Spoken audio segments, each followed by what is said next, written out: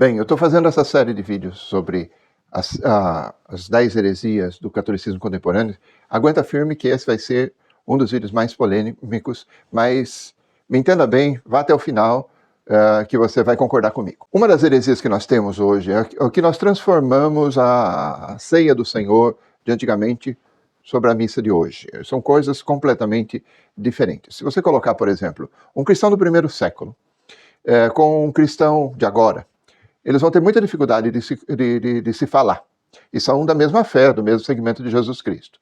Por quê? Se o cristão de hoje falar assim para o cristão de ontem, olha, eu vou ali na igreja fazer minha adoração eucarística, o cristão do primeiro século não vai entender, vai falar, como assim? Tem uma reunião, vocês vão fazer o quê lá? Porque a igreja, no primeiro século, segundo século, é a reunião das pessoas, né? E não o prédio. Depois de muito explicar, o cristão do primeiro século vai dizer assim, você vai celebrar a fração do pão, você está falando da adoração eucarística, está falando da fração do pão. Então veja, nós fomos evoluindo e fomos desvirtuando muita coisa. A igreja começou nas casas, então a reunião das casas era a igreja era a comunidade, e nós tínhamos ali o presidente, que podia ser um apóstolo ou um bispo, que celebrava depois a fração do pão. Fazia o testemunho, fazia a evangelização e celebrava a fração do pão. Bom, claro que se dava comunhão em duas espécies para todo mundo. Todo mundo recebia a comunhão em duas espécies. Uma vez batizado, uma vez cristão, todo mundo recebia. Aos poucos, as casas, as igrejas foram aumentando de lugar, então as casas não cabiam mais as reuniões. Então foi preciso alugar prédios. Ou mesmo celebrar em cemitérios, porque existiam cemitérios que tinham igreja, que tinham locais e tal. Eu fui, por exemplo, em alguns deles em Roma, e você tem uma espécie de uma igreja com um altar, mas o altar no meio, né? E aí, a partir desse momento, a igreja se transformou em assembleia, né? Assembleia de gente que vem para rezar.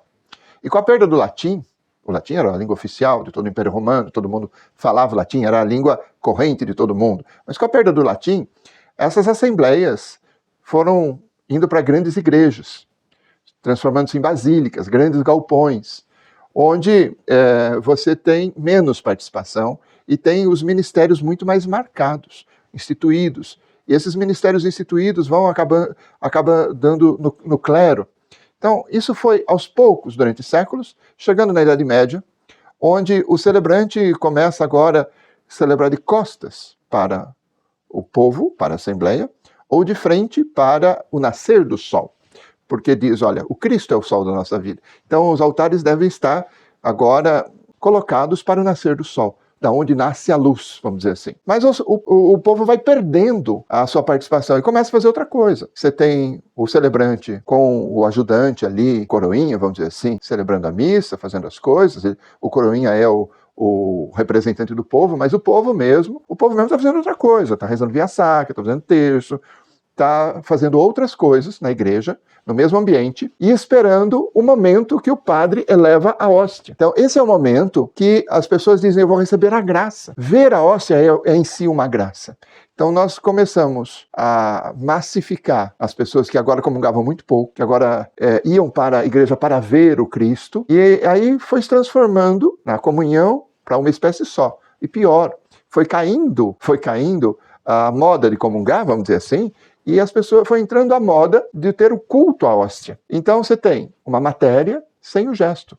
Se antes você tem, no primeiro século, na ceia do Senhor, você tem Jesus partindo o pão e entregando, dizendo, isto é o meu corpo, tomai e comei, isto é o meu sangue, tomai e bebei, passando o cálice, distribuindo, cortando e distribuindo o pão, agora você só tem gesto. Então o que nós temos? O que era uma refeição comunitária acabou sendo desvirtuado. Então, se você junta matéria e gesto, você tem, primeiro, uma refeição comunitária, uma refeição onde as pessoas todas estão ali falando, conversando, rezando, participando, fazendo gestos. Depois você tem a aposta na libertação do povo. Você tem uma aposta na ressurreição. Porque quando você celebra a ceia pascal, o que Jesus fez na última ceia, era apostar, a opressão não ia vencer, mas Deus ia tirar o seu povo da opressão. Então você está, ao partir o pão, ao distribuir o cálice, apostando na libertação do povo. Jesus faz isso antes de ser crucificado. Ou seja, ele está apostando na sua ressurreição. Ele está apostando na libertação, na salvação da humanidade. Depois, você também tem um sinal aí de esperança, porque você sabe que o fim será dado por Deus. Então veja, quando Cristo celebrou a última ceia, ele celebrou uma refeição, ele apostou na sua ressurreição, ele apostou na esperança, apostou em Deus. Então partir o pão é compartilhar a vida. Né? Não é à toa que a gente diz companheiro. O companheiro é aquele que come o pão comigo. Cumpanis, companheiro, cumpanis, vem do latim. Quem passa uma taça, comparte, comunica a alegria. O vinho é a alegria. Não se esqueça que Jesus consagrou a última taça de vinho. A refeição da ceia pascal, que Jesus celebrou, a última ceia, ela tem 4 taças rituais, e a última você não bebe. A última você deixa para Elias, que vai chegar, para o Messias que vai chegar. Jesus celebrou a ceia e assumiu a taça de Elias. Disse, isto é o meu corpo, isso é o meu sangue. Quando ele pega a taça dizendo, isso é meu sangue, ele está assumindo a libertação. Ele está assumindo o fato dele ser o Messias. Na ceia nós temos o Cristo que compartilha o seu destino com o nosso destino. Ele celebra o pão e o vinho. Ele reparte o pão e o vinho. Ele reparte a sua vida. Ele reparte o seu destino. Ele reparte a sua missão de ser o enviado do Pai. O Cristo cria comunhão. O Cristo é o Cordeiro Pascal. Naquele momento, ele é o Cordeiro Pascal. Né? Como diz João, a teologia de João mostra exatamente isso, do Evangelho de João. E por que Jesus é o Cordeiro Pascal? Porque o dom sagrado é ele mesmo. Jesus é o único sacrifício possível. Ele assume ser o sacerdote, o altar e a vítima, todo ao mesmo tempo. E ele faz isso já na véspera da cruz. Quando a gente fala de corpo e sangue, o corpo é a pessoa toda. Sou eu e as minhas relações. Aquilo que eu construí com o meu corpo, com a minha vida, com as pessoas, com a amizade e tudo. O sangue é sinal da minha vida, do sopro de vida da minha alma, do mais profundo de mim mesmo. Então, Jesus dá o corpo e o sangue para os seus discípulos, para a sua igreja. Como diria Henri de Lubac, a igreja celebra a Eucaristia, enquanto a Eucaristia fabrica, vamos dizer assim, constrói a igreja. Isso se dá nessa ceia, esse jogo de Jesus, que dá a sua vida, dá o seu corpo, dá o seu sangue, dá o mais profundo de si mesmo. É isso que é a Eucaristia. Tudo isso é dado por nós. Agora, a Eucaristia, ela é uma refeição. Aquilo que era a refeição passou para grandes assembleias e foi indo para grandes aglomerações passivas. Hoje, a Eucaristia se tornou muitas vezes um monólogo clerical. Menos agora do que quando se celebrava em latim antes do Concílio Vaticano II. Mas ainda é um monólogo clerical. O padre fala 80% do tempo. Né? Então, isso acabou reduzindo muito a participação do povo. Hoje nós temos mais participação do povo. O povo canta mais, o povo faz mais preces, o povo participa mais da dinâmica da liturgia e tudo tal. Mas mesmo assim, ainda é uma participação muito diminuída. Tá? E se tem uma coisa que o Concílio Vaticano II se prezava, é para que a liturgia fosse um evento participativo. Tá? A língua que era franca do latim foi se perdendo e hoje se tornou uma língua de ninguém. Né? Você vai falar assim, ai padre, mas o clero ainda fala latim? Pode ser. Mas eu fiz uma conta grossa, pegando o anuário pontifício, o anuário oficial da igreja, somei todos os bispos, padres, diáconos, permanentes inclusive, tá? Inclusive o Papa, somando tudo, nós somos 1% da igreja. Ou seja, o clero é 1% da igreja. Nem todo mundo do clero fala latim hoje em dia. Mas então, vamos dizer assim, a língua se perdeu. A língua se perdeu. Quando a gente fala, por exemplo, da missa, nós estamos falando de uma celebração que tem pouco a ver com as raízes do primeiro século, pouco a ver com as raízes dos apóstolos.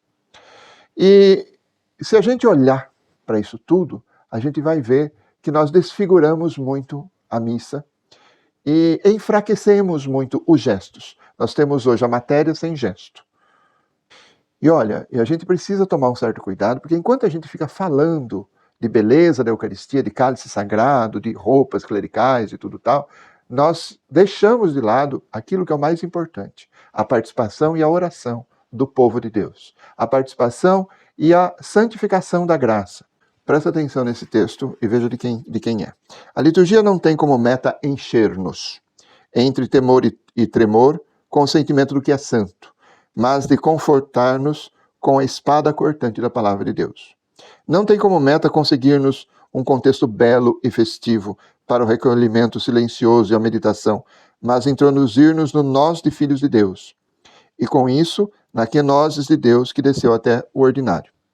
O mero arcaísmo não serve para nada, e a mera modernização, menos ainda. Suportar-se mutuamente, de que fala Paulo, a amplidão da caridade, de que fala Agostinho, são os únicos meios que podem criar o espaço em que o culto cristão amadureça em verdadeira renovação. Porque o culto divino mais autêntico da cristandade é a caridade. Olha que texto bonito, né? Forte e bonito. Ratzinger, Joseph Ratzinger, O Novo Povo de Deus, Barcelona, 1972. Agora, veja esse texto de João Paulo II, quando ele fala da missa. Faz parte do ensinamento da prática mais antiga da Igreja a convicção de estar obrigada por vocação ela própria, os seus ministros e cada um dos seus membros a aliviar a miséria dos que sofrem, próximos e distantes, não só com o supérfluo, mas também com o necessário. Nos casos de necessidade, não se podem preferir os ornamentos supérfluos das igrejas e os objetos do culto divino preciosos. Ao contrário, poderia ser obrigatório alienar esses bens para dar de comer, de beber, de vestir e casa a quem disso está carente. Como já foi notado em precedência, aqui é nos indicado uma hierarquia de valores, no quadro do direito de propriedade entre o ter e o ser, especialmente quando o ter de alguns pode redundar em detrimento do ser de muitos outros. Papa João Paulo II, Solicitudo Rei Socialis, número 31. Veja que a gente precisa abordar a Eucaristia com outras situações. Tanto Ratzinger como Karol Wojtyla dizem a mesma coisa, com palavras bem diferentes, e que mostram que a gente precisa reencaminhar muita coisa da Eucaristia. Não basta só partir o pão, é preciso também repartir as coisas que temos. Não basta só falar de esperança, mas é preciso encher as pessoas de esperança. Não basta só fazer as coisas como o ritual manda, mas é preciso repartir o corpo, a alma, a vida da comunidade. Nós acabamos desfigurando a ceia do Senhor. Quem sabe a gente precisa aprofundar mais, não só a liturgia, não só as rubricas litúrgicas, mas também aprofundar mais o espírito da ceia do Senhor. Se você gostou desse conteúdo, deixe o seu like, deixe o seu comentário, por favor. Tome cuidado, porque eu modero os comentários, não vai ficar xingando simplesmente, ok? Abraço, até o próximo vídeo. Eu vou continuar com essa série.